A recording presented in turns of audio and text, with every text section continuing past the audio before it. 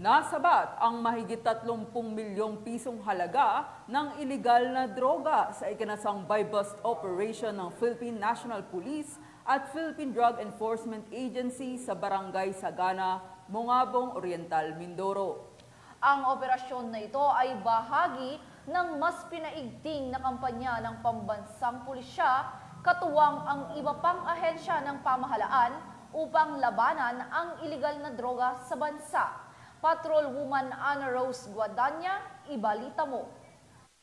Pinagsanib pwersa ng Bungabong PNP at Philippine Drug Enforcement Agency Mimaropa ang halos 5 kilo ng shabu sa isang anti-illegal drug buy-bust operation sa Sitio Panlanaw, Barangay Sagana, Bungabong Oriental, Mindoro.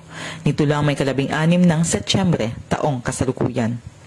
Kinilala ang mag-asawang suspect na sina alias Luis, 45 anyos, at alias Lin, 41 anyos, mga residente ng Sitio Miyahe, Barangay Malitbog, Bungabong Oriental, Mindoro. Ang operasyon ay ikinasa ng PIDEA Mimaropa, Bungabong Municipal Police Station at National Bureau of Investigation Mimaropa. Nakabili ang grupo ng isang pakete ng Chinese tea bag na umabot sa 1 kilo ng shabu. Sa paghahalughog, nagkumpiska sa possession and control ng mga suspect ang 4 na pakete ng Chinese tea bag na tinatayang 4 na kilo ng shabu, mga budel money, 1 unit gray Toyota Hilux, 2 unit mobile phones, at 2 piraso ng IDs. Ayon kay Ginoong Jet Carino, direktor ng PIDEA Mimaropa, tinatayang aabot sa 34 na milyon ang halaga ng mga iligal na droga ang nasabat ng mga operatiba sa operasyon. Ito ang pinakamalaking nasabat na droga sa rehiyon at dahil dito ay naputol umano ang supply chain ng mga nagpapasok ng iligal na droga sa Mimaropa at karatig na mga rehiyon.